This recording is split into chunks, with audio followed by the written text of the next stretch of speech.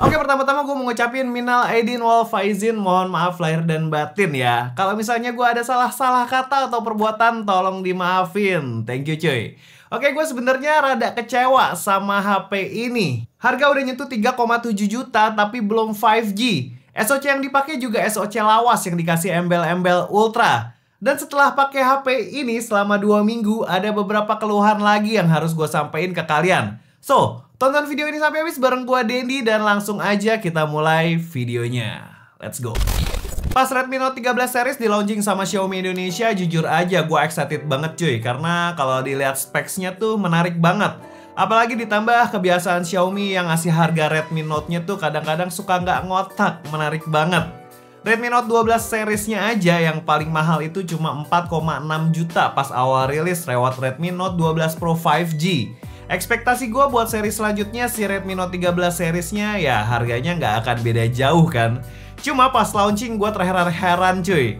Ini Redmi Note 13 Pro Plus kok harganya udah deket Xiaomi 13T.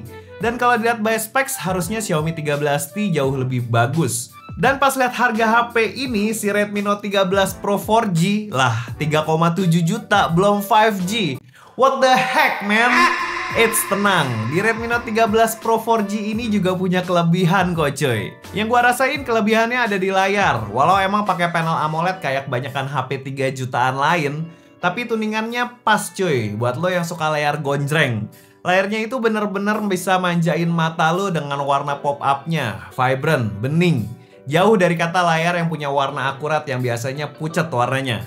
AMOLED di HP ini juga udah punya refresh rate 120Hz dan udah adaptif, jadi nggak akan bikin baterai lo cepet habis. Resolusi Full HD Plus di HP harga segini juga udah suatu keharusan. Ditambah layarnya punya kedalaman warna 10-bit yang punya 1 miliar warna. Dan kalau ditantang terik matahari, layarnya juga masih cukup kelihatan karena punya peak brightness-nya di 1300 nits. Buat lock screen-nya juga udah asik cuy. Fingerprint-nya udah di dalam layar, yang kecepatan bacanya cukup cepet. Cuman always on display-nya cuma bisa nyala 10 detik aja. Jadi nggak bisa disebut always on display ya. Kalau buat gaming, layar HP ini juga cukup enak cuy. Touch sampling 240Hz-nya memadai banget. Dan kalau mode gamenya diaktifin, klaim dari Xiaomi sih instant touch sampling 2160Hz-nya bakal nyala. Tapi sepengalaman gue pakai HP ini, mode gamenya nyala atau mati, feel layarnya sama aja kok. Bukan berarti jelek ya. Tetap enak, tapi bukan yang enak-enak banget. Kalau experience dipakai nonton juga asik ya, karena layarnya yang vibrant tadi. Tapi yang kurang menurut gue tuh speakernya aja. Walau udah stereo speaker, tapi keluaran suaranya agak cempreng, jadinya kurang pas di telinga gue. Bukan perkara layarnya aja yang cakep di kelasan segini. Kameranya menurut gue juga cukup oke, walau di beberapa skenario atau di beberapa kondisi gue agak kecewa sama kemampuan kameranya. Kalau buat setup kameranya, dia pakai triple setup kamera. Kamera utamanya 200 megapiksel, kamera ultrawide 8 megapiksel, dan kamera makro 2 megapiksel. Kelebihan punya kamera 200 megapiksel ya jelas, karena dia punya piksel yang banyak banget. Kalau di mode 200 megapikselnya otomatis dia bisa in sensor zoom. Kalau di kamera bawaannya cuma bisa sampai 2 kali sih, tapi coba deh lu lihat foto ini. Di crop 5 kali bahkan sampai 10 kali pun hasilnya masih tetap tajam. Warnanya juga enak, nggak terlalu gonjreng tapi masih cukup vibrant. Buat perbandingan foto kiri gue ambil pakai mode auto dan foto kanan gue ambil pakai mode 200 megapikselnya. Ketika di zoom lebih dalam lagi, detailnya jauh cuy. 200 megapikselnya di sini nggak cuma gimmick, beneran bisa dipakai. Tapi yang terbesit di ingatan gue malah si Realme yang pernah pakai setup kamera 200 megapiksel juga. Terus di seri selanjutnya nggak dipakai lagi dan diganti lensa periskop. Bisa dibilang kurang menarik kan 200 megapiksel ini ketimbang lensa periskop yang bisa beneran zoom. Walau emang belum ada yang pakai lensa periskop di HP 3 jutaan, tapi versi yang paling atasnya si Redmi Note 13 Pro Plus yang harganya 6 juta itu juga belum punya lensa periskop. Kalau aja Xiaomi berani nyisipin kamera periskop, apalagi di harga 3 jutaan kayak gini, kan bisa jadi game changer tuh ya. Nah, kalau di mode autonya, gua nggak jarang nemuin hasil foto yang warnanya agak pucat. Suka nggak konsisten. Entah ini kesalahan software atau lensanya, atau unit yang gue punya. Tapi kalau pas hasilnya normal, hasilnya cukup bisa manjain mata kita kok. Warnanya bagus, detailnya tajam, dynamic range-nya luas. Cuma buat foto pakai kamera ultra wide-nya, hasilnya agak kebanting sama kamera utamanya, terutama dari segi detail dan warnanya. Buat kamera selfie-nya yang punya resolusi 16 megapiksel, jujur aja gue agak kurang suka. Karena hasil fotonya bener-bener nggak bisa ngasih detail yang bagus. Skin tone-nya juga terlalu putih. Tapi dia bisa ngasih dynamic range yang cukup luas.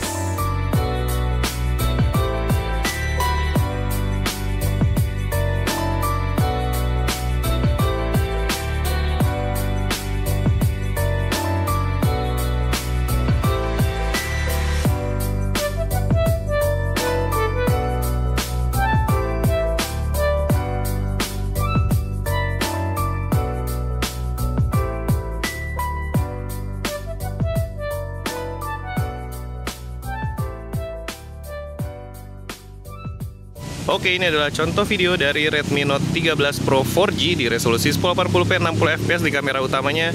Ini resolusi maksimalnya. Kalau kita lihat di sini agak berkabut ya. Aslinya tuh nggak berkabut kayak gini warnanya. Aslinya tuh nggak berkabut. Ini agak berkabut sih. Terus kalau kita lihat dynamic range-nya, ke sini dikit ada matahari. Nah, ini dia menyesuaikan tapi foreground-nya agak underexposed. Tapi kalau gua bawain dikit, nah dia foreground-nya bagus tapi atasnya juga masih tetap lumayan ya, masih lumayan bagus tapi nggak yang bagus-bagus amat. Terus di sini juga ada OIS-nya, kita cobain aja sambil jalan. Oke, kayak begitu hasil kestabilan videonya. Menurut kalian gimana? Cukup stabil nggak? Kalian yang nilai sendiri. Terus di sini warnanya, warna di videonya ini lebih vibrant ya daripada warna aslinya. Warna aslinya di bawah ini. Terus kalau skin tone gue lihat agak putih ya, terlalu putih menurut gue. Ya agak putih ke biru-biruan, ke hijau ke biru-biruan itulah. Tapi di sini agak putih, jadi skin tone-nya kurang akurat. Oke, kita cobain kamera selfie-nya ya cuy sekarang ya. Oke, ini ada contoh video dari Redmi Note 13 Pro 4G di resolusi 1080p 60 fps di kamera selfie-nya. Ini maksimalnya segini. Kalau kita lihat warna skin tone-nya cukup bagus tapi agak sedikit keputihan ya. Terus detailnya juga cukup oke, detail rambut cukup oke. Terus kalau misalnya kita bawa jalan, kayak misalnya kayak kalian pakai HP ini buat ngevlog, itu kayak begini kestabilannya.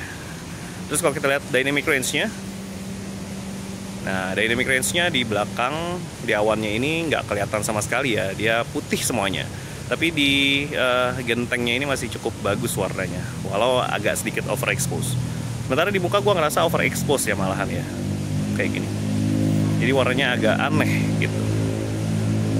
Menurut kalian gimana hasil video dari Redmi Note 13 Pro 4G di kamera selfie-nya? Yuk kita balik ke studio.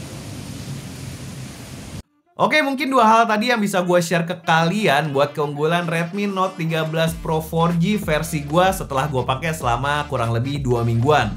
Ada beberapa hal lain yang biasa gue temuin di HP harga segini, bahkan lebih murah dari ini, yaitu desainnya.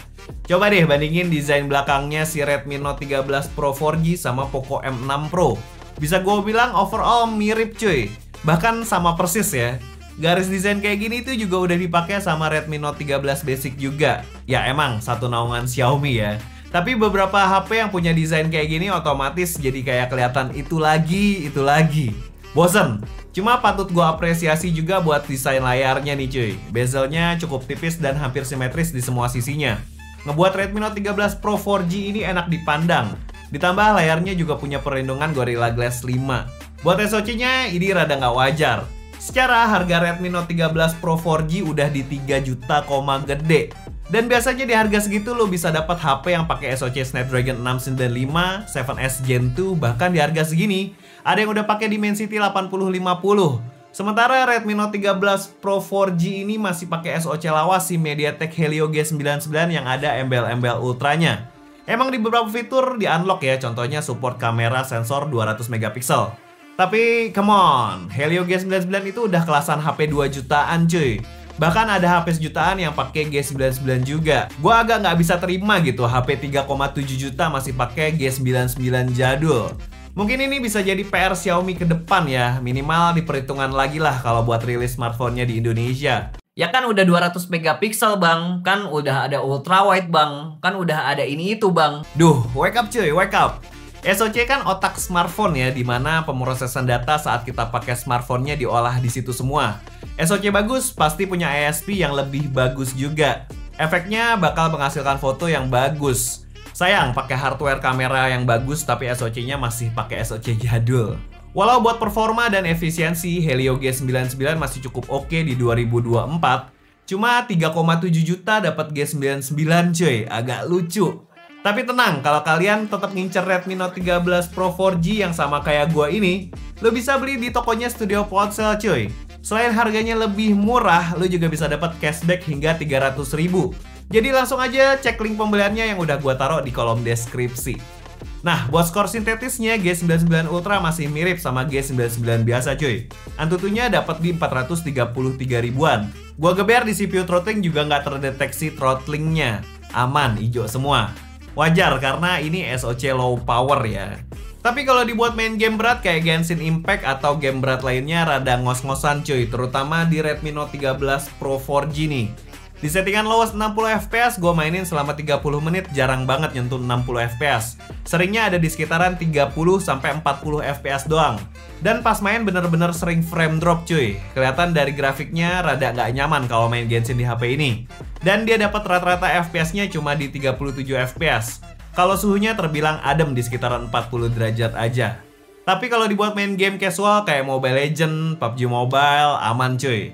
Experience mainnya juga enak. ML dapat settingan super ultra, cuma pas in game mentoknya cuma 60 fps aja nih cuy. 90 fps-nya nggak jalan. Dan dia dapat rata-rata fps-nya di 56 fps. Terus PUBG Mobile dapat settingan smooth ultra dan dapat rata-rata fps-nya di 39 fps. Keasikan main game agak lama pas lihat baterai 5000 mAh-nya lah cuma habis dikit cuy. Yes, baterai HP ini cukup irit cuy, serius. Setengah harian aja gue jadiin hotspot, baterainya cuma berkurang 30%-an. Asiknya pengisian daya di HP ini juga udah cukup kenceng di 67 watt. Cuma sejam lebih dikit lah buat ngisi baterainya dari 0 ke 100%. Seperti biasa HP Xiaomi, ya di UI-nya masih tetap ada iklan cuy. Jadi beberapa hari lalu HP ini dapat update OS ke HyperOS. Dan ya tampilan dan experience-nya mirip-mirip aja sama MIUI. Di HyperOS kayak dipercantik aja gitulah. Dan pas gue nyoba lihat-lihat wallpaper, muncul iklan dong.